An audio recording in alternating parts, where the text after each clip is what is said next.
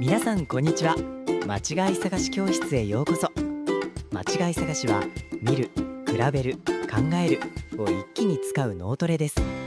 1日1分でも楽しみながら脳を若返らせましょう。ルールは簡単。このような2つの絵から3つの間違いを探してくださいね。制限時間は90秒です。最後まで見て、ぜひコメントで何問できたか教えてください。それでは早速今日の間違い探しです。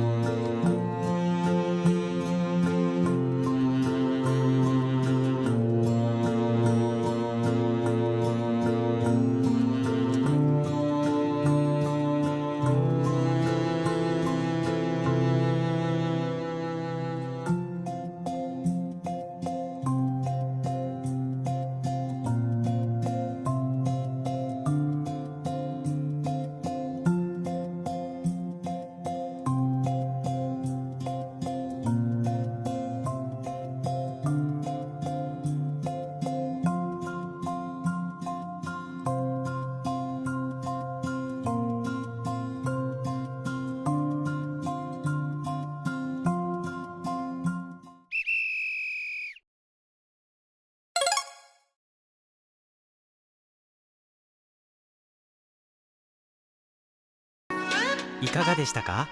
全問正解できなくても大丈夫。考えた時間の分だけ脳が若返っていますよ。